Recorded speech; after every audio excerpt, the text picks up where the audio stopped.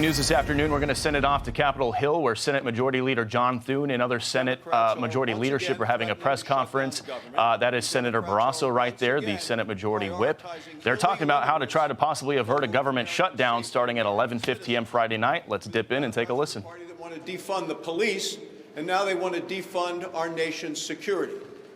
You shut down the government heading into this weekend. That means no money for FEMA at a time when half of the country is under the impact of this terrible storm, and another storm is coming. Shutting down the government also impacts TSA, air traffic control, all of those things. The Democrats will be causing chaos all across America. There are 6 appropriation bills in the Senate ready to be passed. The Democrats have had full input into all of them, and they have all passed the House. Overwhelming bipartisan numbers. Republicans are committed to working with the Democrats to keep the government open.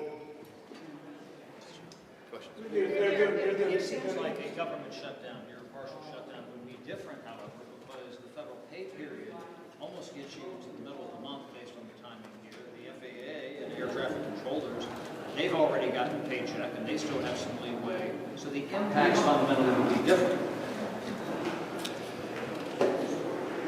Not entirely. I mean, you still have the uncertainty that comes with it. I mean, yes, you may get this paycheck. Am I going to get the next one? I mean, the last government shutdown the Democrats put us into, they kept it going for 43 days. And, you know, honestly, it's not necessary. Government shutdowns don't benefit anyone. I've said this many times before. And so, in my view at least, and I think the view of all of us, we ought to pass the package on the floor, fully fund the government, and move on to other things that the American people expect us to work on. President Trump has repeatedly urged the passing of the SAVE Act, as well as many MAGA Republicans. What is the holdup in the Senate? Why hasn't that been brought to the floor for a vote? And what's your stance on requiring proof of citizenship to vote in elections? Well, I'm for that. I've co-sponsored the SAVE Act in the past. I think my understanding is that they are still modifying the bill. It includes right now a requirement that you be a citizen to register to vote, but it doesn't include a requirement that to vote you be a resident. So in other words, if you're going to have what we call voter ID or photo ID when somebody goes into the ballot box to vote, that's not currently covered in the bill. So that's being fixed and addressed, and I think the new bill that comes out hopefully will deal with that. But I mean, at some point we'll have that vote. I'm for it. I think most of our colleagues in the Senate are, and I don't, you know, it hasn't had consideration in the relevant committee yet.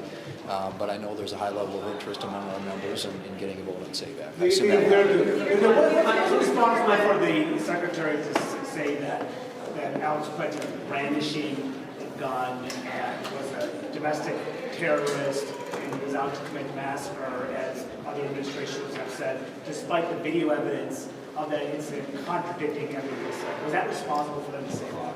I don't, again, until the investigation is complete, and I'm all for an independent, full investigation to get the facts out and to make sure there is an accounting for what happened there.